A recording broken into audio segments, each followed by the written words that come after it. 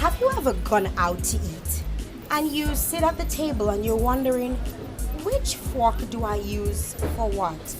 Or which glass is my wine glass and which glass is my juice glass?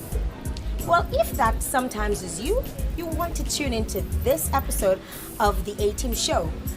Before we even get into what utensil to use, when and how, there are basic things that we need to always take into consideration right before we start to eat. Things like saying please and thank you, or just basic manners, like no potty mouth, like sometimes I might be. Just being more conscious of your surroundings and your server. I'm gonna give you a few tips on some basic table manners, which I'm sure you could use right before we get into the gist of the show. Things like wash your hands before eating. Wear clean clothes to the table.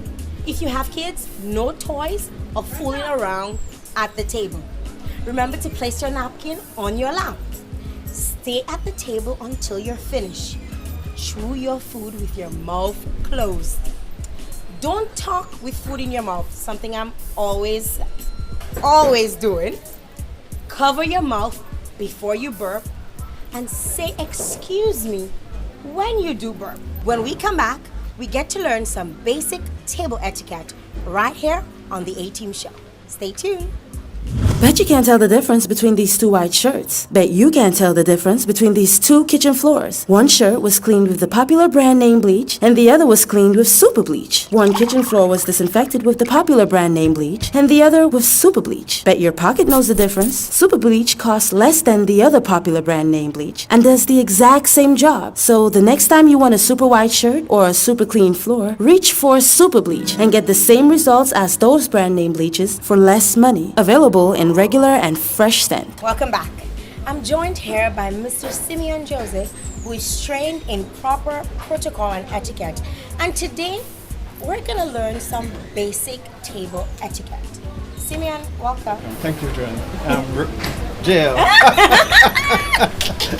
Let's get camera time one time. And we'll begin on that. First of all, when you sit at a table, it's good to know people personally, because one of the objectives for dining at table is for conversation. So you must know for our social names. integration. So Exactly. you have to know names, okay? So that's one of the first things. So it's a good thing we had that faux pas.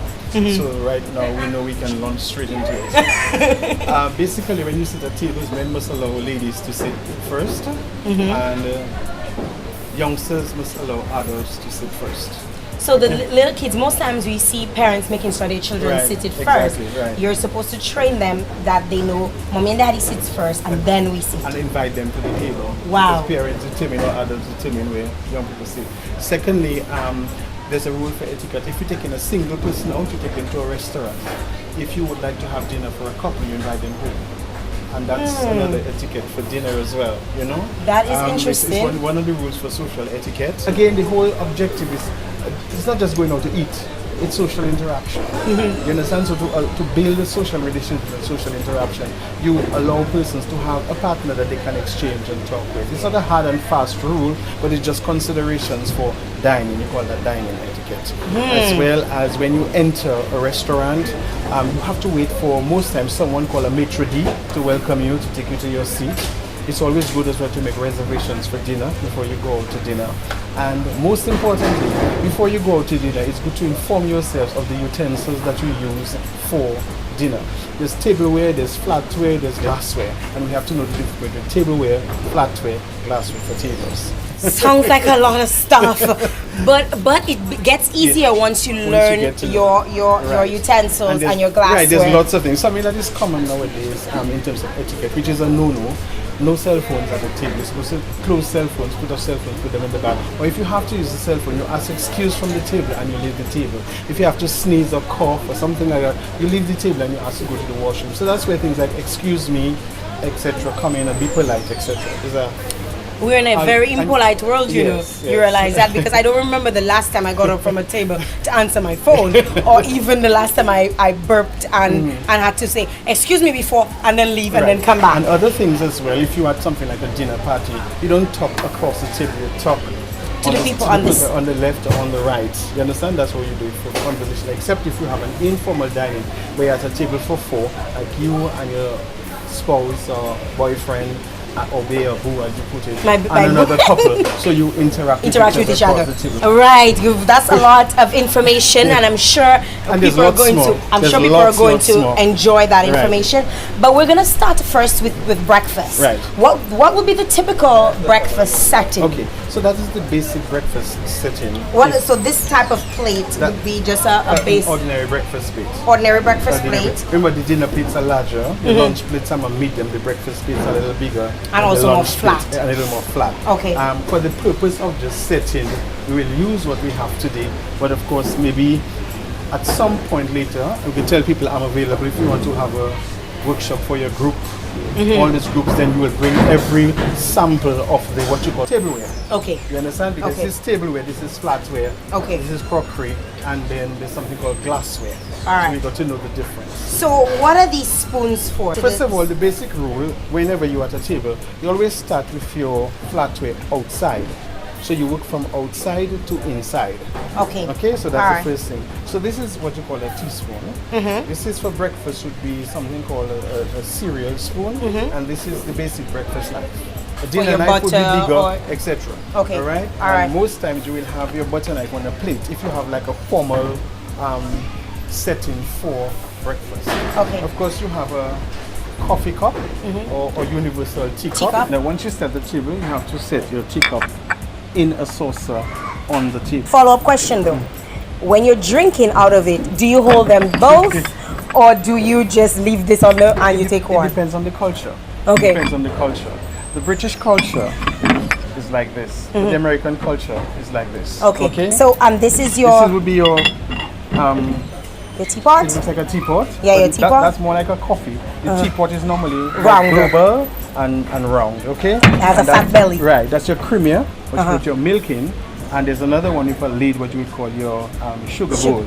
All right? Then you have your fork, and of course you have your napkin. So when it is preferably that for breakfast, the napkin goes under the fork. Other things for breakfast, however, are sometimes instead of the teacup and you want to do cocoa, you may have a mug instead. And then now, it is preferable that if you have something cold to drink, you take a shot glass.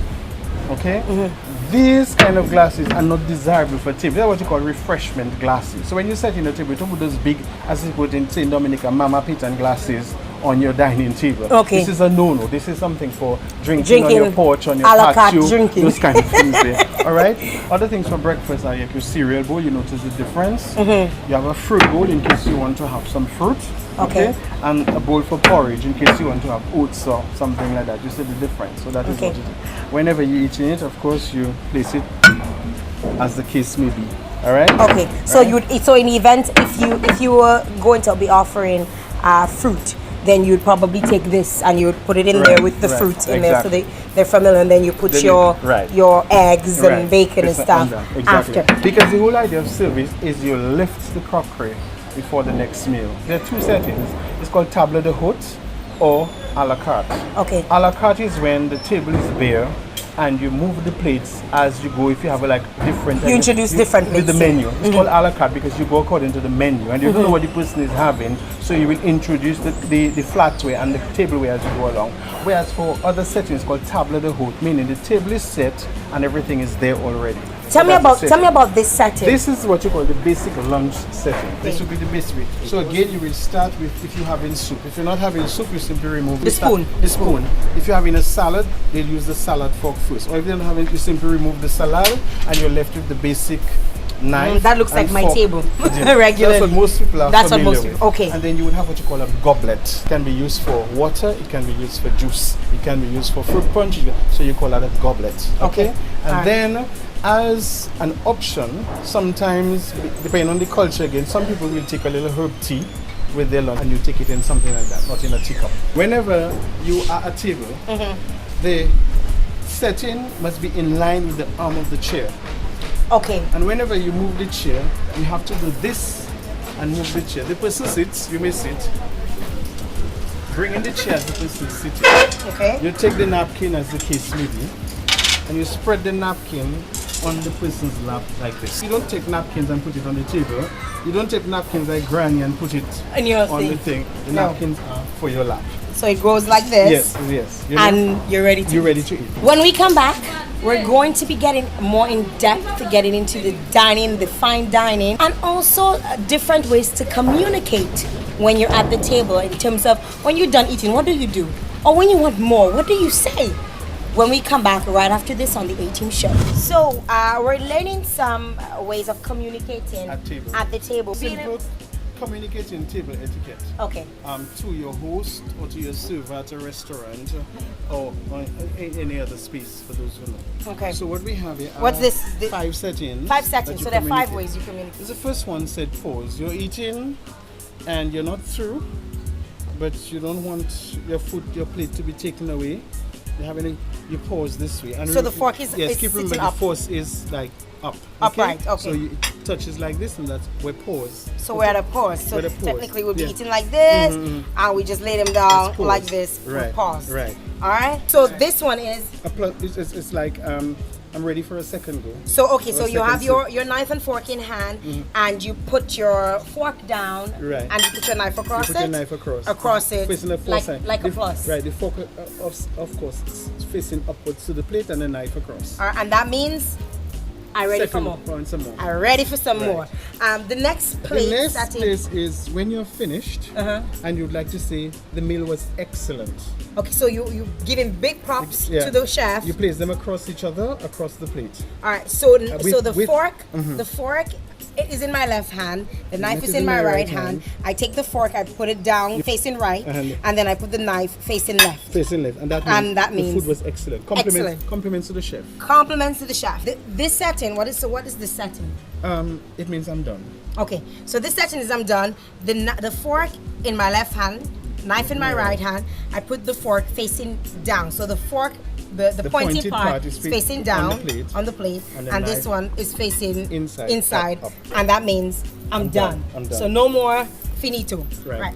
The final setting. This one says I don't like the food. Okay, now this one is interesting because the knife has to be inside of the fork. So my fork in my hand, my knife in my hand, and I take and I place it inside, in between like the fork, and I just put it down like this. I don't like and it means more palmy. I don't like. Wow, that is interesting. Hopefully we never get any of this when you go out. But it's interesting nicer for than the saying server. I don't like that. Exactly. Because sometimes you eat at table, I don't like that. Imagine Dominicans will sit at the table and say, I don't like that. I'm not eating that. I don't want that. I've heard that. I remember a guy once took me out in Dominica, and he took me to a very nice place. And when he was done, right before when he started eating, he goes, I don't like that, no? Like, it's not somebody you would have expected to say that. He goes, I wish you had more food. Where is the dash? Where is the food? And of course, where is you know? And it also communicates to someone. If someone has taken you out to dinner and you do that, obviously the person is telling you, I don't like it. So you can ask the person, would you like something else? Exactly. You understand? Without making anybody feel without bad. making anybody feel bad. So you simply do it like that. And if you have a restaurant staff that is well trained, they will know all those signs there. Simeon, it's been a pleasure having you here on the A-Team Show. I hope that we can get you in more often to teach us some manners, because we need some good manners here on the A-Team Show, because you know me, Simeon. Yeah, I can get kind of rowdy on the table. And there's lots more to etiquette. There's buffet etiquette, there's wedding etiquette, there is breakfast etiquette, there's lunch etiquette. Thanks again Mr. Joseph, for being on with us right here on the A-Team Show. We hope that we taught you some valuable lessons that you can go back in your plate and eat it, right? That you can teach your family. A lot of people in Dominica have lovely houses, nice dining rooms, and they don't even use them on the Sunday. All the crockeries in the cabinet, all the crockery on the table, the children are there, they build these lovely houses, lovely dining rooms, lovely dining tables, and it's not being used. On a Sunday, they don't even, who's in front of the TV, who's on the porch, etc. I know. And so we need, because you never tell where you go in life. If you go to, we have a business luncheon, you have a job when you even tomorrow, travel to university and you get invited to dinners, you need to know and these if things. you're part of a social group, you have a social group gathering. What do you do? Leo Club, Rotary Club, JCs, those kind of people, President Charities Dinner, those kind of things. These are things that we need to know. Practice proper table etiquette. Thanks again to those of you who tuned in to the A-Team Show. Until next time.